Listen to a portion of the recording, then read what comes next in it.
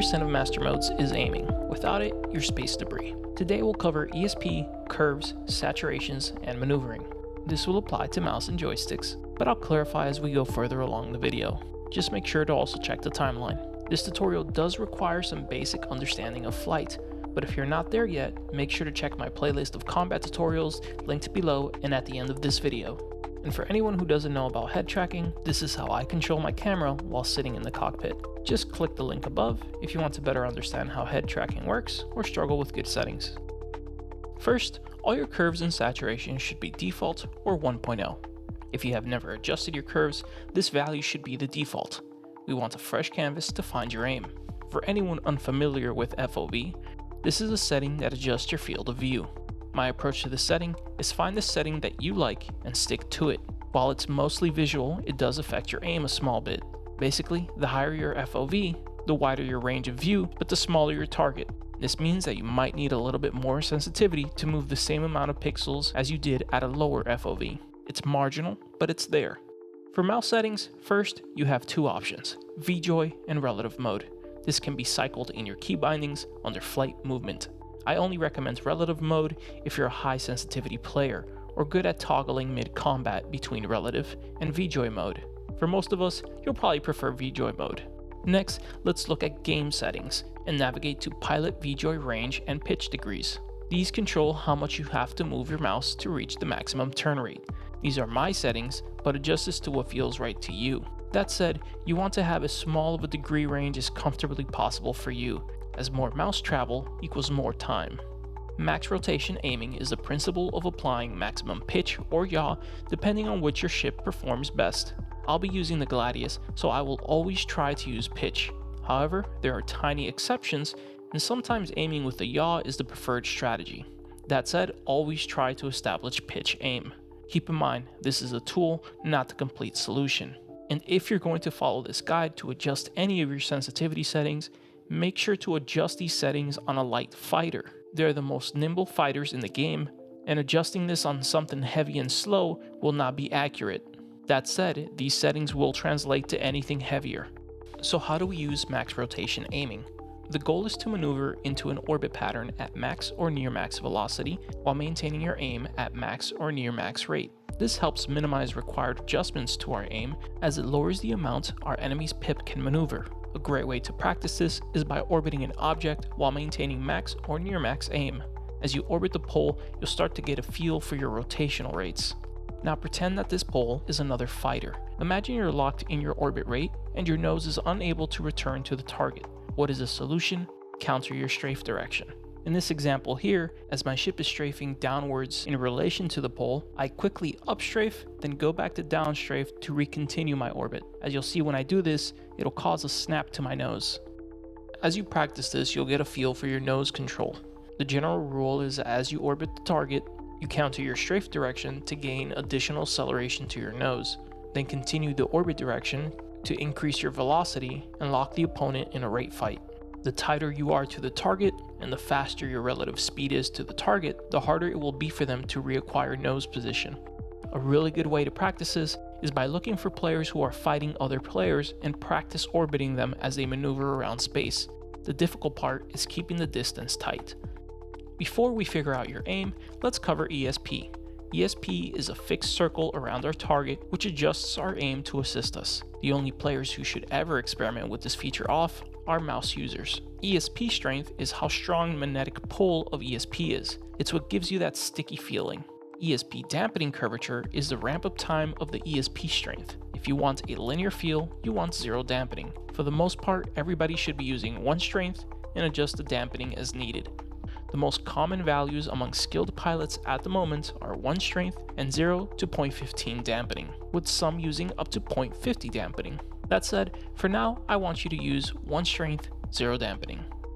While we are here, I want to cover Magnified Aim UI under game settings. You want this option off as this makes your pip smaller. A larger pip will give you a false sense of accuracy, as a pip size does not increase your aim assist. If you have never gone over your Star Citizen settings, I highly recommend checking out my video settings for master modes. You'll see a link above or below in the description. This next section is controller dependent, so make sure to check the timeline. Before we start adjusting anything, we need to understand our options. First, everyone should be using at least 0.95 saturation on their pitch and yaw, except for mouse users. This naturally increases your aim sensitivity, but reduces the amount your stick has to travel to reach maximum movement. This is a must, as having to reach the outer edges of your joystick is not the best for time or accuracy due to the increasing friction and resistance of the stick on the outer edges. Aim comes down to feeling, and you have to trust your instincts. For example, when I was trying to figure out my aim solution, I felt as if when I moved my stick 25%, it only moved 15%. This means my sensitivity was too low for me. So how do we fix this? You have two options. Option 1, lower your saturation in increments of 0.10 till you get the desired feel. You can fine-tune in increments of 0.5, and remember, anytime you have a new setting, test it for at least 5 minutes unless you feel an excessive inaccuracy. The second option is negative curvature values, but you should only use this if you do not want to decrease your joystick throw any further with lowering saturation. If your sensitivity feels too high, then you add curves to your pitch and yaw axis. Do this in increments of 0.1 till you find an amount that works for you, then repeat the 5-minute accuracy rule. Lastly, we have dead zones. Let's start by setting our dead zones to 0 and look for any movement that the ship does on its own. Dead zone is a value that changes the physical movement required before your joystick starts to place an input. This can be controlled independently for every axis on your stick. If you see movement, increase the dead zone 1 digit at a time till no movement continues. If you have more movement than you should, it might be time to replace your springs, clean your internals, or lubricate. For mouse, it's highly unadvised to use any curve values. The only setting you will ever adjust for your mouse is sensitivity, and there is no way to separate flight from FPS sensitivity settings, so whatever you find comfortable for FPS will be your flight settings, unless you use something like a DPI switch. This is where you must choose between being a relative or VJoy pilot, as relative is impossible with low sensitivities due to how long it would take you to turn your ship around. So now that we have a good understanding of our aim settings, how do we find what works? Let's start by entering free flight. I like to practice this by quickly aiming at random targets in the verse. I do this at non-ship targets as I don't want any effect from ESP affecting me. As I snap around, I'm just trying to find a setting that feels comfortable to me, where when I move my stick a certain amount, it feels correct to my hand. Now that we've figured out our saturation and curvature values, we can figure out our ESP setting. What I like to do is aim around at random players and just add some movement while I'm trying to move and readjust my aim. This is done in two ways. You can either flick aim, which means going on and off the target quickly, or you can do sustained aim, which is trying to keep your aim in the pip as centered as you possibly can while doing smooth maneuvers such as corkscrews or orbit patterns. In general, if it feels that when you fall off the center of the pip, it takes too much input for you to get it back into the center, that means your curvature is too high. And conversely, if it feels that once you're on the pip, you start to lose control of the pip really easily, or it just doesn't stick as much as you'd like, then your damping curvature is too low.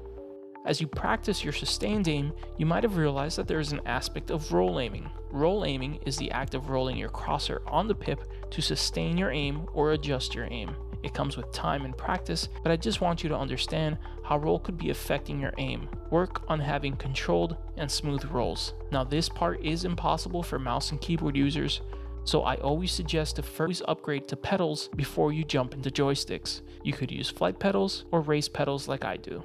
While roll aiming, the main component to look for is snap and control. Your settings should allow you to snap your roll position to where you want it quickly, but also allow for smooth control of your roll rate. Hopefully you now understand saturation and curvature values enough to do this on your own, as this could require a video of its own. Just don't forget, if you ever find that your sensitivity is too low and you are understeering, make sure to work your curves back towards our baseline of 1.0 before we correct saturation values. And if your sensitivity is too high and you are oversteering, make sure to first work your saturation back towards our baseline of 0.95 before you adjust your curves. Another important factor to watch out for is shot placement. For example, if you're fighting something like a Gladius, your main priority is to hit the nose. This can sometimes mean delaying your shot. For example, in this clip, even though I get some good pancake positions, I don't start firing my solution till I start to see the nose come around, so that I can make sure as many of my shots hit the nose as possible. This will lead to faster kills and less wasted ammo. Lastly, we have Netcode Combat. We're still uncertain as to what causes this, but my best bet is the mathematical calculations and netcode used in Star Citizen. While there is desync and sometimes shots that land don't register, it happens to both players. Your goal is to minimize these instances by flying in a particular style. When fighting, you usually want to lead the velocity of the enemy ship.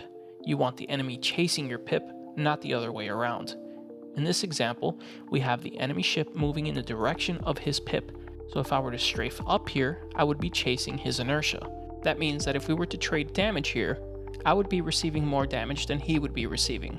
That said, because the distance from the pip to his ship is small enough that I can neutralize in time to redirect the flow of combat, this is a situation where it would be okay to do this. This is a complicated topic and it would require a video in and of itself, but this is the general rule. Hope this helped. Don't forget to check the video's description for more. And if you want to get better and see where you stand in the PvP community, come check the Discord. We'll be hosting weekly matches on Sunday where you can see where you place to improve your combat skills. And as always, I'll catch you on the next one.